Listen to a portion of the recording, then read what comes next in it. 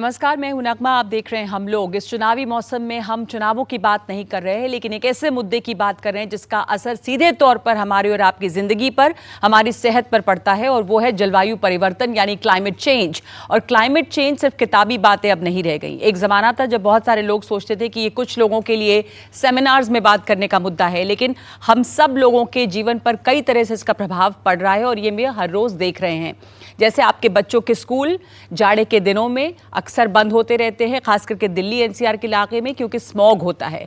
गर्मी के दिनों में गर्मी की छुट्टी के अलावा बात हो रही है कि क्या क्लासेस ऑनलाइन हो जाएं, क्योंकि भयंकर गर्मी पड़ रही है एक ऐसे महीने में जब गर्मी नहीं पड़नी चाहिए थी। ये जो अप्रैल का महीना गुजरा, वो कहा जा रहा है कि सालों में सबसे गर्म अप्रैल का महीना था। दुबई की तस्वीरें हमने देखी जहां पर बाढ़ आई, जो दुबई में ऐसा होता नहीं था। अभी कुछ दिनों पहले उत्तराखंड के जंगलों की तस्वीर नजर आई। जंगलों में आग लगी हुई थी, जंगल जो है वो दहक रहे हैं। ये अक्सर होता है, लेकिन ये क्यों होता है और इसको बचाने के लिए या अपने जंगलों को बचाने के लिए हम क्या कर रहे हैं? तो पढ़ाई पर असर पड़ रहा है, सेहत पर असर पड़ रहा है। चुनाव की सीजन है तो ये भी बता दूं कि वोटर टर्नआउट पे भी असर पड़ रहा है।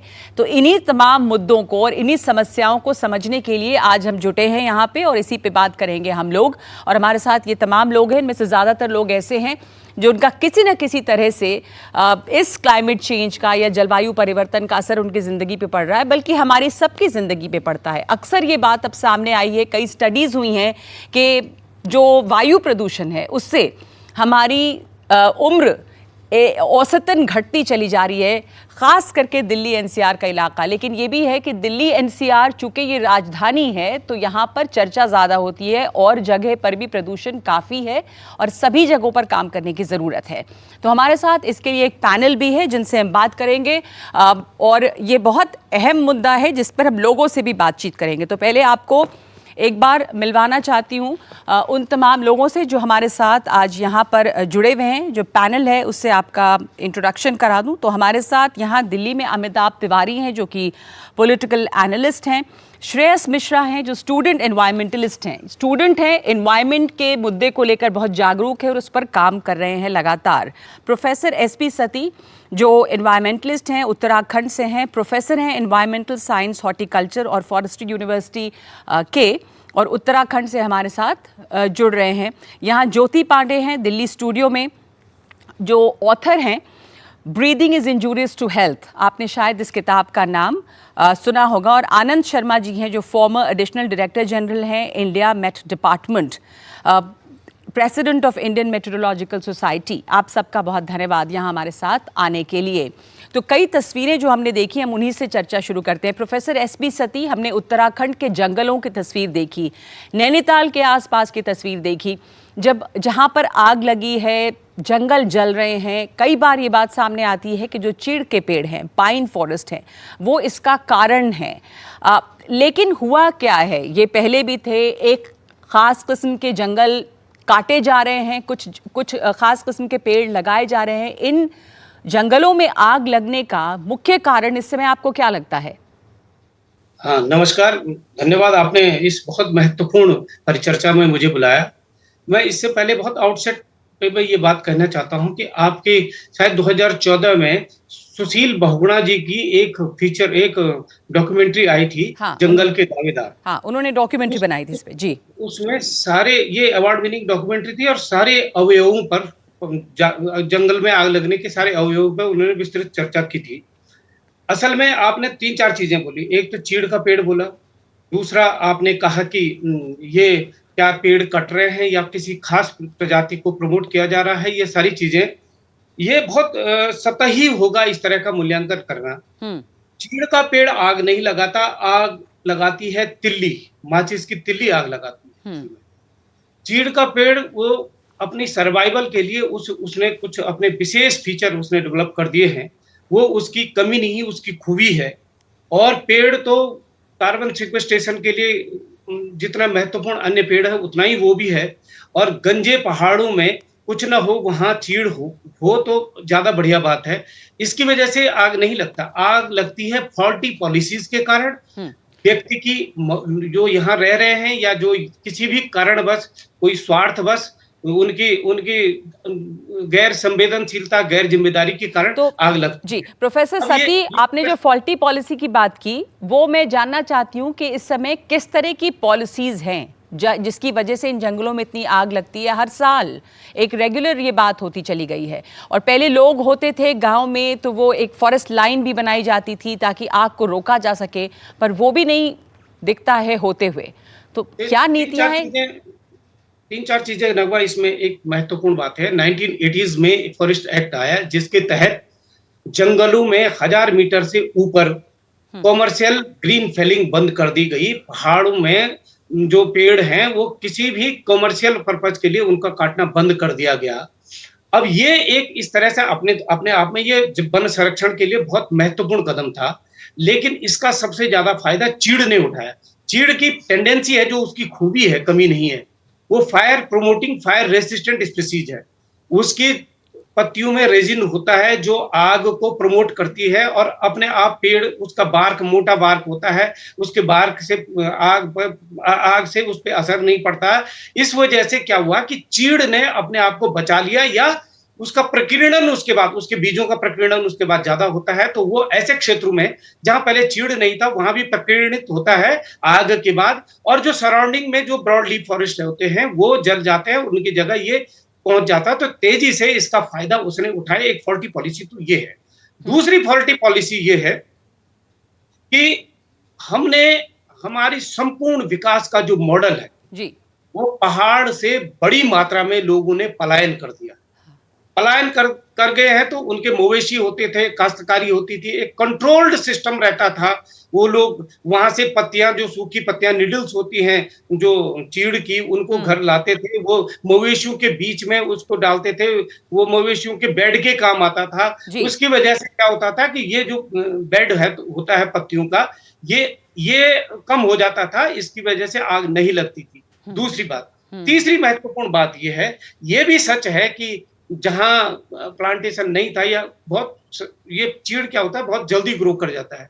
तो ये भी है कि 80s के दौरान और उससे पहले भी फॉरेस्ट डिपार्टमेंट ने इनको प्लांटेशन, बड़ी मात्रा में प्लांटेशन किया है। ये तीन चार चीजें हैं, लेकिन मुख्य बात ये है ड्राई सीजन का स्पेल अब बढ़ गया है जी। पहले के मुकाबले अब जो फायर सीजन है उसका स्पैन बढ़ गया। ये बहुत महत्वपूर्ण बात है, इसमें और लोगों को पहले शामिल कर लूं, फिर इसके ऊपर आएंगे कि जो ड्राई स्पेल है वो बढ़ गया, यानी सूखा जो समय है, बारिश कम हो रही है। आनंद शर्मा जी, इसका कारण जैसे हमने देखा कि अप्रैल इस बार इतना ज्यादा गर्म रहा, 1901 के बाद सबसे गर्म अप्रैल ये कहा गया, पर हम लोग हर साल एक आंकड़ा पढ़ते हैं, एक नया रिकॉर्ड बनता है। इस बार किस चीज का असर है जो देखा गया कि इस तरह की गर्मी अचानक से ठंड के बाद शुरू हो गई?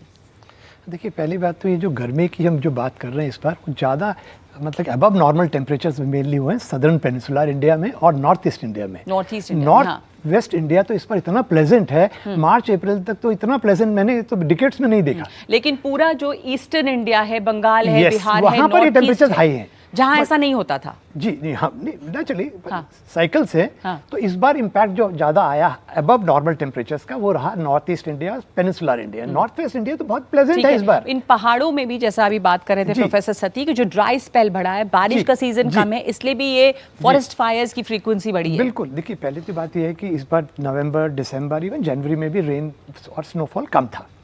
उसके बाद यदि अप्रैल की बात करें तो 5 वेस्टर्न डिस्टर्बेंसेस आ चुके हैं, तो अभी तो अच्छी स्नोफॉल और ऊपर बारिश हुई है, और इसलिए कारण प्लेजेंट वेदर अच्छा। ड्राई स्पेल लंबी है, बात सही है। और एक और बात जान लें, 15 जनवरी से शुरू हो जाता है हमारा फायर सीजन, तो उसी समय से हमें तैयारी कर देनी चाहिए कि टेम्परेचर को नोट करना है, अबव नॉर्मल तो नहीं चल रहे हैं। लकीली इस बार अबव नॉर्मल नहीं है। ड्राई स्पेल है ज़रूर, और नेचुरली ड्राई स्पेल होगी, लंबी होगी पीरियड, और नीचे आपके ड्राई लीव्स पड़ी हुई हैं, और उसके बाद कोई भी गलती कर सकता है तो आग बढ़ जाती है। उन्होंने फॉल्टी नीतियों की भी बात की। ज्योति, इसमें आप जोड़ना चाहेंगे? करूंगा कि 95% of the forest fires are man made and faulty policies. मतलब फॉल्टी पॉलिसी भी उसमें आ जाएगा कि मतलब कि जान के भी लगाई जाती है आग। 95% ऑफ द फायर्स, 5% ही है जो नेचुरल होगी या किसी कारण पर, 95% मैन मेड है। तो किसको फायदा हो रहा है? ये मैनमेड आग जो लग रही है उससे करवा कौन रहा है? ये ज्योति, आप इसमें ऐड करना चाहेंगी? देखिए, जो मैंने सुना है, जब कोई किसी को पेड़ काटने की इजाज़त नहीं है तो it is very clear that there are also, कभी कभी होते हैं कि एक लॉबीज़ एट वर्क होती हैं कि भाई हमें काटने की इजाज़त नहीं है टिम्बर, तो आप हम एक थोड़ी सी एक तिल्ली ही तो चाहिए, आग लगा दें। फिर एक बार आग लग जाती है तो आप कुछ नहीं कर सकते आपको। एंड जो ये ट्रांसप्लांटेशन की बात करते हैं कि हमने 10 पेड़ काटे और हमने उसकी जगह 20 पेड़ लगाए, दैट इज़ रबिश। क्योंकि उन 20 पेड़ों को उगने में पहले तो उनकी मेंटेनेंस नहीं होती, लगाए कहीं जाते हैं। अभी मैंने सुना था ये अंडमान में, जहाँ पे इतना सुंदर और मतलब इतना अनटच्ड हमारा भारत का एक हिस्सा है, वहाँ पे अब वो शैक्स और टूरिस्ट को अट्रैक्ट करने के लिए पेड़ काट के और उनकी जगह जो पेड़ कह रहे हैं लगाएंगे हम कहाँ, गुड़गांव में। तो आई डोंट इवन अंडरस्टैंड कि जो वहाँ की आप कार्बन सिक्वेस्ट्रेशन तो छोड़िए, जो वहाँ की शेड है, जो वहाँ पे टेम्परेचर बढ़ेगा, वो गुड़गांव में अगर घटेगा तो वहाँ के लोगों को क्या फ़ायदा हुआ? एक इनइक्वालिटी। और एक मैं चीज़ और कहना चाहूँगी, एक तो होता है मिटिगेशन।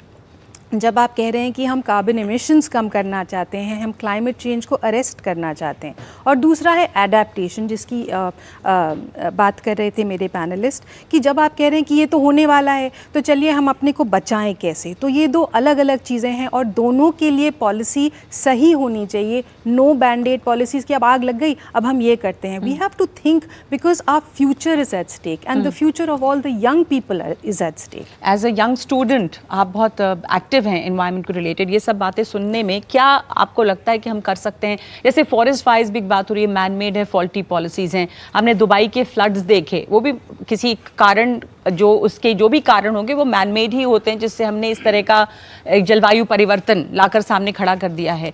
और जहाँ तक फॉरेस्ट फायर्स की बात है, एक बात प्रोफेसर सती ने कही ना कि वहाँ लोग भी नहीं बचे हैं जो उन सूखे पत्तों को हटाएं। जंगल खाली हैं, पहाड़ों में गाँव से लोग पलायन कर चुके हैं। तो पॉलिसी कोई एक नहीं है, ओवरऑल जो पॉलिसी है, होलिस्टिक पॉलिसी, वहीं पे हमारी गड़बड़ है। और एक टिम्बर माफिया की बात होती है, पर तमाम तरह के क्लाइमेट चेंज की हम बात कर रहे हैं और इसमें बच्चे तो बहुत अफेक्टेड हो रहे हैं। In every season allergy seasons बढ़ रही हैं, स्कूल्स बंद हो रहे हैं, गर्मी में स्कूल नहीं जा सकते, सर्दी में नहीं जा सकते। कैसे डील कर रहे हैं आप लोग इससे? तो इससे डील करना वैसे तो काफ़ी मुश्किल हो चुका है अब, क्योंकि अभी we are at a phase where things are getting worse and worse. जी, ये और ठीक नहीं हो रही है। तो अगर हम अभी अल्मोड़ा डिस्ट्रिक्ट की बात करें, उत्तराखंड में, जहाँ पे ये फॉरेस्ट फायर्स देखी जा रही है, तो अगर हम इसके बारे में बात करते हैं तो ये एक ऐसी जगह है जहाँ पे पूरे दिल्ली एनसीआर से बहुत सारे टूरिस्ट जाते हैं गर्मियों में, जो गर्मी हो रही है उससे बचने के लिए। तो ये ऐसी जगहें हैं जहाँ पे कूड़े की गाड़ियाँ नहीं जाती। यहाँ पे जो वेस्ट मैनेजमेंट है ये अभी काफ़ी ख़राब है। हाँ। यहाँ पे हफ्ते में शायद 1 या 2 बार कोई कूड़ा गाड़ी आती है जो यहाँ पे कचरा लेके जाती है। तो वहाँ के लोकल्स क्या करते हैं इस मामले में? वो जो अपना लिमिटेड कूड़ा होता है उसको या तो पहाड़ से नीचे फेंक देते हैं या उसे जला देते हैं। तो मैं काफ़ी बार इस डिस्ट्रिक्ट में जा चुका हूँ अपने पूरे परिवार के साथ, और हमने कूड़ा जलते हुए देखा है। लेकिन क्या होता है जब यहाँ टूरिस्ट ज़्यादा हो जाते हैं तो वो खुद अपना जो, if we talk about the proportions, तो जो टूरिस्ट कचरा फैलाते हैं यहाँ पे वो लोकल से काफ़ी ज़्यादा होता है, वो इसमें मिल जाता है, जिसकी वजह से जो लोकल्स जो अपना कचरा जलाते हैं उसमें ये सब ऐड ऑन होता जाता है, जिससे फॉरेस्ट फायर्स के रिस्क इंक्रीज होते जाते हैं। और अगर हम नेचुरली बात करें तो फॉरेस्ट फायर को स्टार्ट होने के लिए सिर्फ 3 चीज़ों की ज़रूरत होती है, and the scary part is ये 2 चीज़ें हैं जो हमेशा फॉरेस्ट में अवेलेबल रहती हैं। If we talk about the 3 things, that is fuel, oxygen and temperature. तो fuel is present in the form of dry leaves. सूखी पत्तियां जो होती हैं वो फॉरेस्ट में फ्यूल के काम करती हैं। ऑक्सीजन हर जगह होता है, पूरी हवा में ऑक्सीजन होता है, हवाएं चलती रहती हैं, तो इससे हमारी ऑक्सीजन की भी जो नीड होती है वो खत्म हो जाती है। अब तीसरा फैक्टर है जिसको हम कंट्रोल कर सकते हैं with long term decisions, and that is temperature. ये सूखी पत्तियां जो है इनमें बहुत ही कम समय लगता है इनको जलने में। तो अगर हम लॉन्ग टर्म क्लाइमेट चेंज की बात करें, उस पर हम उन्हें कैसे कम कर सकते हैं उसकी बात करें, तो ये एक फैक्टर होगा कि हम जो नेचुरली प्रोड्यूसिंग फॉरेस्ट फायर्स भी होती हैं उनको भी हम कम कर सकते हैं बाय रिड्यूसिंग द टेम्परेचर। उसके लिए क्या कर सकते हैं हम? Green house gases, carbon emissions. तो इंडिया में इंडस्ट्रियलाइजेशन, ट्रांसपोर्ट, ये सब का इन्फ्लुएंस इतना ज़्यादा है, इन सबसे इतनी ग्रीन हाउस गैस प्रोड्यूस होती है, इतनी कार्बन एमिशंस प्रोड्यूस होते हैं कि दिन ब दिन टेम्परेचर बढ़ता जा रहा है। तो वी टॉक अबाउट, हाँ बिल्कुल, ये लगातार तापमान में बढ़ोतरी देखी जा रही है और इस बार तो बढ़ोतरी हमने काफ़ी देखा और बहुत एबनॉर्मेलिटीज़ भी देखा, चाहे वो कहीं पर बेमौसम की बारिश हो, कहीं पर आग लगने की घटना हो। कूड़े की बात की कि कूड़े के ढेर पहाड़ों पर इतने ज़्यादा बढ़ रहे हैं, लेकिन जिस तापमान की हम बात कर रहे हैं और इसी मौसम में चुनाव हो रहा है, तो चुनाव के लिए मैं अमिताभ जी आपसे ये जानना चाहूँगी कि इसका असर, कुछ आंकड़ा है कि ये जो हीट वेव बहुत सारी जगहों पर दिखी, नॉर्थ वेस्ट इंडिया में चलिए अभी भी मौसम अच्छा है, लेकिन पूरे ईस्ट में, नॉर्थ ईस्ट इंडिया में तापमान काफ़ी बढ़े हैं, तो किस तरह से अफेक्ट किया है ये लोगों के बाहर निकलने को, वोट डालने के लिए जो लोग बाहर निकलते हैं? एक्चुअली इफेक्ट तो किया है, क्योंकि मैं स्टडी कर रहा था फेज़ 1 में 10 सीटों का एक एनालिसिस कर रहा था कि टेम्परेचर्स 2024 में उस दिन क्या था और जब फेज़ 1 हुआ था 2019 के चुनाव में उस समय क्या टेम्परेचर था। तो कई सिटीज़ में टेम्परेचर एट 12 बजे पीक टेम्परेचर 1 डिग्री से 5 डिग्री तक ज़्यादा था। ओके। बिहार में जो हमने टेम्परेचर कम देखा है उसका एक कारण ये भी है कि इतनी ज़्यादा गर्मी है, लू इतनी चल रही है कि लोग जो हैं वो बाहर नहीं निकल के आ पा रहे। और जैसा आपने कहा है कि जनवरी फरवरी hottest months of the century थे, अप्रैल भी था, तो इलेक्शन कमीशन को कहीं ना कहीं ये फैक्टर इन करना चाहिए था जब क्लाइमेट चेंज इतना बड़ा अगर इशू है आज। सबसे बड़ी प्रॉब्लम शायद ये है कि आज अभी तक हम लोगों को रियलाइज नहीं हुआ है कि क्लाइमेट चेंज एक बहुत बड़ा इशू हो चुका है ना। तो अगर आपने पोलिंग डेट्स लगभग 2 हफ्ते बढ़ा दी, पिछली बार मई 19 को लास्ट फेज था, इस बार जून 1 को लास्ट फेज है। पिछले सेंचुरी में लगभग 1 डिग्री भारत में टेम्परेचर बढ़ा है। इस सेंचुरी की बात है कि 1.5 से 5 डिग्री तक बढ़ सकता है भारत में जो टेम्परेचर है। तो इन सब बातों को फैक्टर करना चाहिए था, जो किया भी होगा शायद, बट क्योंकि काफी इवॉल्विंग है हाँ। और आगे भी हमको देखना पड़ेगा कि इसका टर्नआउट पे क्या इम्पैक्ट। तो टर्नआउट पर इम्पैक्ट तो दिख रहा है साहब उन इलाकों में। और जैसे आपने कहा ना कि इलेक्शन कमीशन को ये फैक्टर इन करना चाहिए था, लेकिन तब भी ताज्जुब ये है कि ये मुद्दा कभी नहीं है चुनाव में। आप देख रहे हैं हम लोग, पर्यावरण में जो बदलाव हो रहे हैं और प्रदूषण बढ़ रहा है, इन सब का असर हमारे और आपकी सेहत पे किस तरह से पड़ रहा है, हमारे बच्चों की पढ़ाई पे कैसे पड़ रहा है, ये बातचीत जारी रखेंगे इस ब्रेक के बाद।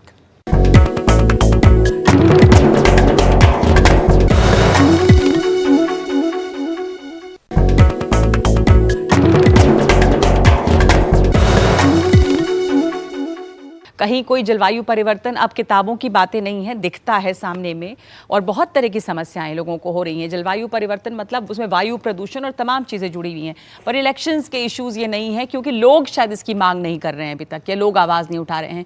आप लोग यहाँ पर जुड़े हैं, आप में छोटे छोटे बच्चे यहाँ पर हैं। मैं जानती हूँ कि जब भी एलर्जी सीज़न होता है, ख़ास करके बच्चों को तकलीफ़, दिल्ली NCR में अभी आप अक्टूबर से देखेंगे ये शुरू हो जाएगा, ये मार्च अप्रैल का महीना भी ऐसे ही होता है। स्कूल्स, इतना बच्चों की पढ़ाई पर असर होता है, तो स्कूल्स बंद होने लग जाते हैं, दूसरे जब खुले होते हैं तो बीमारी की वजह से बच्चे स्कूल नहीं जा पाते। तो ये किस तरह कंसर्न या अफेक्ट कर रहा है आप तमाम लोगों को और बच्चों की पढ़ाई से रिलेटेड? आप में से किसी के पास माइक, कोई बोलना चाहते हैं? नीचे माइक है, आप बोलिए जी। सबसे पहले तो सभी लोगों को नमस्कार। अगर आप CBSE की गाइडलाइंस देखेंगी तो CBSE की गाइडलाइंस कहती है कि एक साल में 220 दिन की क्लासेस होनी चाहिए। वेयर एज अगर मैं लास्ट ईयर की बात करूं तो last year on an average 160-65 days के आसपास एवरेज स्कूल डेज़ रहे हैं, तो जिसका सीधा इम्पैक्ट बच्चे के mental as well as physical growth पे होता है। ये जो काउंटिंग, तो ये जो स्कूल नंबर ऑफ डेज कम हुए वो क्यों हुए? छुट्टियां हुई क्योंकि बिकॉज ऑफ, हाँ, ये जो नंबर ऑफ डेज कम हुए हैं, या तो सर्दियों में हमने देखा जनवरी पूरा बंद था, सिर्फ 5 दिन जनवरी में स्कूल चली थी स्मॉग की वजह से। उसके अलावा लास्ट ईयर की अगर मैं बात करूं तो गर्मियां छुट्टी भी 1 हफ्ता पहले स्कूल बंद हो गई थी।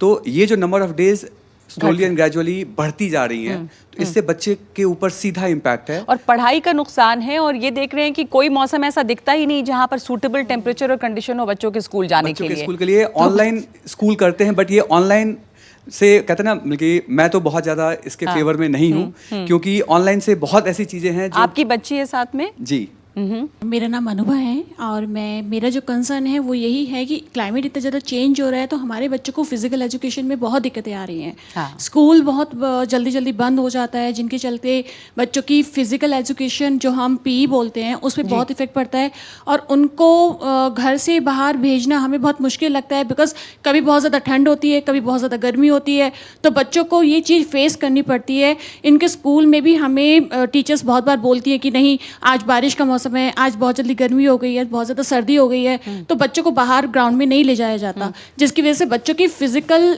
हेल्थ, फिजिकल इनकी जो ग्रोथ है वो कम होती जा रही है। तो ऑन एन एवरेज स्कूल्स बहुत बंद हो जाते हैं, बार बार बंद हो रहे हैं, बार बार इसकी बंद वजह हो से। जाते हैं मैम, क्योंकि देखिए क्लाइमेट बहुत जल्दी चेंज हो रहा है। जी। हमें पता चलता है कि आज गर्मी है तो हम भी सोचते हैं कि चलो बच्चों को नहीं घर पे भेजें। बैठा लें हाँ। और नहीं भेजें, आज गर्मी ज़्यादा है, बट नेक्स्ट डे भी सेम गर्मी होती है। कोई क्लाइमेट इतनी जल्दी तो चेंज पर होता बच्चे है भी नहीं। वही एक्सट्रीम टेम्परेचर कंडीशंस को फेस कर रहे हैं। अब हमें बहुत बड़ा प्रॉब्लम है कि इनकी एक तो स्क्रीन टाइम बहुत ज़्यादा बढ़ जाता है, प्लस इनका स्क्रीन एडिक्शन बहुत ज़्यादा बढ़ जाता है। अब वो बहुत चिड़चिड़े हो जाते हैं, मैं उनको स्क्रीन नहीं देता हूँ, उनके बिहेवियर में बहुत डिफरेंस आ रहा है। ये चीज़ क्लास घर से लेना ये सब्स्टिट्यूट नहीं है नहीं है, आपके स्कूल जाने का। इनको दोस्तों से मिलना, लोगों को एक सोशल एनवायरनमेंट मिलता है, तो देखिए वो कि सब वो कुछ छूट जाता जो क्लाइमेट चेंज उसका असर कहाँ तक हो रहा है, वही आपके स्क्रीन टाइम को भी बढ़ा रहा है। बाहर नहीं निकल सक रहे हैं एक्सट्रीम वेदर कंडीशन से, और बच्चों का स्क्रीन टाइम बढ़ता है, एडिक्शन बढ़ती है। इस बार जो गर्मी पड़ी है उसकी वजह से इसको बहुत बड़ी लू और डायरिया की समस्या हो गई है, प्लस टीवी का एडिक्शन तो है ही, और ये घर पे बिल्कुल बहुत एक्टिव है। एक्चुअली मेरा जो बेटा है बहुत एक्टिव है, ये घर पे बिल्कुल नहीं बैठ पाता है, जी। पर इतनी गर्मी है उसकी वजह से हम इनको बाहर नहीं भेज सकते हैं। कंसर्न सभी पेरेंट्स का है कि बच्चे बाहर नहीं जा पा रहे हैं, बच्चे स्कूल्स नहीं जा पा रहे हैं, बार बार स्कूल्स बंद करना पड़ रहा है। आपका, या मैं आऊँगी आपके पास, आपका पीछे भी सवाल है कुछ। हाँ हाँ मेरा ये कहना है कि जैसे अब इनका स्कूल बंद हो जाता है फॉर स्मॉग और अभी जो इंक्रीजिंग टेम्परेचर है, इसकी वजह से ये सोशलाइज नहीं कर पाता। जब ये घर पे रहेगा तो ये most of the time digital exposure बढ़ जाता है, फ्रेंडशिप जो ओवरऑल ग्रोथ होना चाहिए ये नहीं हो पाता, और इनकी वजह से इनकी जो पर्सनालिटी है फ्यूचर में जब ये बड़े होंगे तो इसका पर्सनालिटी बहुत ही ज़्यादा इम्पैक्ट बिल्कुल, करेगा। कहाँ असर करता है, किस तरह से, तो स्वास्थ्य को और मानसिक हेल्थ जो है उस पर भी असर डाल रहा है ये पर्यावरण में बदलाव। उसके अलावा जो हमने बातें की थी उसमें से एक बात ये चुनाव से जुड़ी हुई भी थी कि वोटर टर्नआउट भी कम हो रहा है। तो इतनी गर्मी में क्या लोग निकलना नहीं चाह रहे हैं? आप कह रहे थे कि आप वोटर टर्नआउट। सवाल है, मेरा नाम अमरेंद्र, और अभी सर ने एक बात बोली कि अब हमको ही रियलाइज नहीं हो रहा कि कितना बड़ा इशू है। मतलब इंडिया में राजनीति हर मुद्दे पे होती है, चाहे वो रिलीजियस मुद्दा हो, कास्ट बेस्ड मुद्दा हो, बट आज तक हमारे पास कोई ऐसी पॉलिटिकल पार्टी नहीं आई जिसने एनवायरमेंट के ऊपर अपना कंसर्न रेज किया और वो उनके मैनिफेस्टो में हमें दिखे।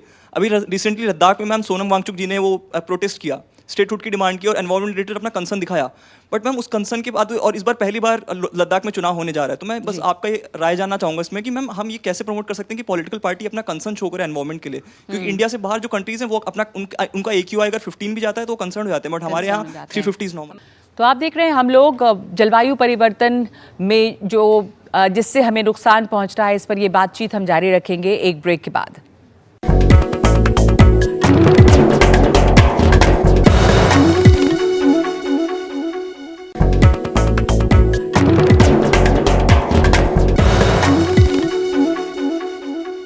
प्रोफेसर सती, मैं आपसे शुरू करना चाहूँगी। आपका एक सुझाव कहें या इस पे आपका जो कंसर्न है या कोई राय है। कई बातें, कई इश्यूज़ को हमने डिस्कस किया, बच्चों की पढ़ाई से लेके बच्चों के मानसिक स्वास्थ्य पर भी असर पड़ रहा है, और अफसोस यह है कि कहीं भी ये पॉलिटिकल मुद्दा नहीं बनता, यानी हमारे लिए, हम लोगों के लिए भी, हमारे नेताओं के लिए भी ये एक बड़ा मुद्दा अब तक नहीं है भारत में। ये बात बिल्कुल सच है, और कम से कम उस क्षेत्र से मैं आता हूँ जहाँ चिपको आंदोलन जैसा एक बहुत बड़ा पर्यावरण का मुद्दा आंदोलन पूरे विश्व में जो फेमस हुआ, मैं उस धरती से आता हूँ, और इस धरती में पर्यावरण नुकसान के तत्काल नकारात्मक प्रभाव परिलक्षित होते हैं। प्रतिवर्ष बड़ी बड़ी आपदाएं यहाँ आती हैं। आग की सबसे बड़ी विभीषिका वो जो दावानल की है, वो इस समय पूरे हिमालय में, मतलब में सबसे ज्यादा उत्तराखंड में है। इसके बावजूद ये मुद्दा नहीं बन पाया। कल मैं इसी तरह के डिस्कशन में भी था, और ये बात सच है कि ये पर्यावरण जैसा मुद्दा बन नहीं पाया। हम किसी पॉलिटिकल पार्टी को भी दोष नहीं दे सकते। जैसी प्रजा होगी वैसे राजा होगी। बात तो ये है कि जी, आपने सही कहा कि जैसी प्रजा, लेकिन प्रजा जो है वो डिमांड नहीं कर रही है। प्रजा के लिए ये अभी तक असली मुद्दा नहीं है। हालांकि हम देख रहे हैं कि हम सब लोगों को किस तरह से सीधे तौर पर इसका इम्पैक्ट दिख रहा है। अब ज्योति जी, बिल्कुल दिख रहा है, और एक्चुअली आपने बिल्कुल बात सही पकड़ी है। जब तक हम ये डिमांड नहीं करेंगे कि हमको साफ़ हवा चाहिए, हमारे बच्चों को साफ़ पानी चाहिए, और आप हमें दिखाइए आप क्लाइमेट पर कैसे एक्शन ले रहे हैं, जब तक हम इसको इलेक्शन इशू नहीं बनाएंगे तब तक पॉलिटिकल पार्टीज़ क्यों करेंगी? तो प्रॉब्लम ये है, ये हमें स्टूडियो में बैठकर या आपस में बात करने से नहीं होगा। ये हमें we have to demand for this accountability and we have to say कि हमें ये दीजिए, क्योंकि इट इज़ नॉट इनफ। अब रोटी कपड़ा मकान इनफ नहीं है, जब हमारी हेल्थ पर ही इतना असर पड़ा है। जब ये बात कर रहे थे AQI जब 15 होता है बाहर के देशों में, वहाँ पे परेशानी होने लगती है। हमारा AQI 500 से ऊपर जाता है और हम अपने बच्चों को स्कूल भेजते हैं। उनके जो कैंसर इंक्रीज़ हो रहा है इंडिया में, उसकी भी कुछ वजह है, and that is directly related to air pollution, to climate change. And जैसे आपने बोला मानसिक जो हमारे बच्चों की आजकल व्यवस्था हो रही है, we have to demand for this. जब तक हम नहीं मांगेंगे, पॉलिटिकल पार्टीज तो वैसे भी कुछ नहीं देंगी, और आज तक एक पॉलिटिकल पार्टी ने क्लाइमेट का इशू बनाया नहीं। एनवायरनमेंट कहीं मुद्दा नहीं है। तो आप देख रहे हैं हम लोग, ये चर्चा जारी रहेगी, हमारे साथ जुड़े रहिए।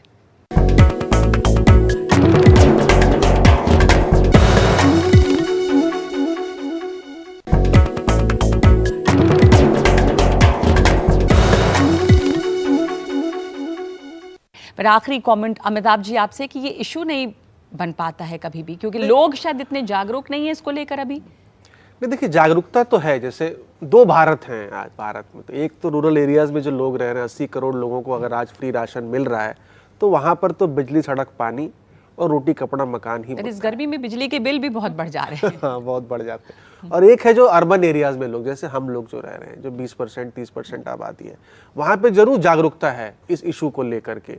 इस बार दोनों पार्टी जो मेन पार्टीज है, उनके मैनिफेस्टो पे क्लाइमेट चेंज के बारे में अच्छा खासा उन्होंने एक तरह से दिया है अपना विजन।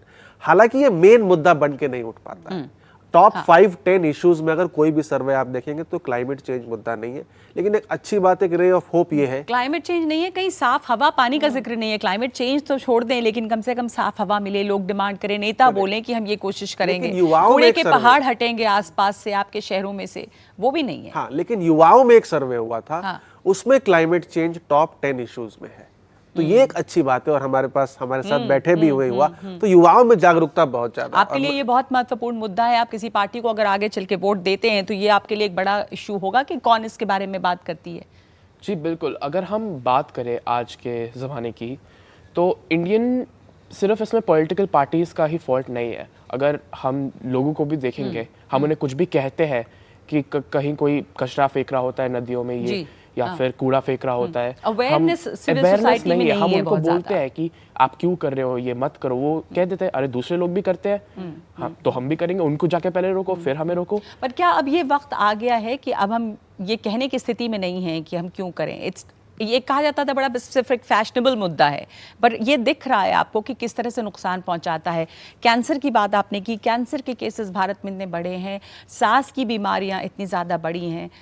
ये आपको लगता है कि एक बड़ा इशू हाल के दिनों में बनेगा, और ये वक्त आ गया है, बेसिकली बनना चाहिए?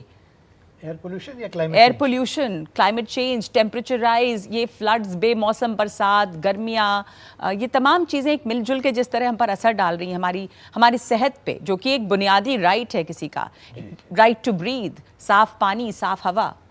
बिल्कुल, ये हमारा मुद्दा तो होना ही चाहिए। बिल्कुल, यू आर एब्सोल्युटली राइट। ये सब इंटरकनेक्टेड है। नेचुरली जो ग्रीन हाउस गैसेज हैं, CO2 वगैरह, वो एक पोल्यूटेंट भी है, that contributes to global warming और क्लाइमेट चेंज। बात बिल्कुल सही है।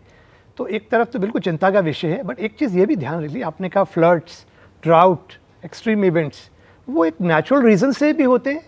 आज से 150 साल पहले चले जाइए या 200 साल इंडस्ट्रियलाइजेशन, जब भी फ्लड्स आते थे, ड्राउट्स आते हैं, सब कुछ होता था, बट उसकी फ्रीक्वेंसी बहुत बड़ी है। राइट। तो अभी वो नेचुरल रीजंस के कारण था, अब इट्स एंथ्रोपोजेनिक, ह्यूमन रीजंस के, मतलब कि जिस तरह से हम ग्रीन हाउस गैसेस प्रोड्यूस कर रहे हैं, they are absorbing the outgoing terrestrial radiation, तो वार्मिंग हो रही है, उससे that is leading to climate change. तो now climate change is an extra pressure on already existing climate variability. जी, तो उससे चलते साइंटिस्ट का ये मानना है कि जो फ्रीक्वेंसी और इंटेंसिटी है वो एक्सट्रीम इवेंट्स की बढ़ रही है, और इसी तरह से जिसे हम कहते हैं बिजनेस एज यूजुअल सिनेरियो, यानी इसी रेट पर हम ग्रीन हाउस गैसेस का प्रोडक्शन करते रहे तो आने वाले सालों में specially by 2100 temperature might increase up to let's see 4.5 degrees above, जो कि बहुत बड़ी बात है और इसी को रोकने की लगातार कोशिश हो रही है। और उसमें अवेयरनेस में जैसे कहें कि अवेयरनेस काफ़ी हो रहा है, मीडिया के इस तरफ से काफ़ी अवेयरनेस है, पर कुछ लोग जो है जानते हैं मगर मानते नहीं हैं। अब लाइफस्टाइल को ले गंभीरता को हम अब तक नहीं समझ पाते, लाइफस्टाइल को नहीं चेंज करना चाहता कोई जी, अपने। जी और इस चर्चा का मकसद भी यही था कि इसकी गंभीरता कितनी बड़ी है इसको हम समझें,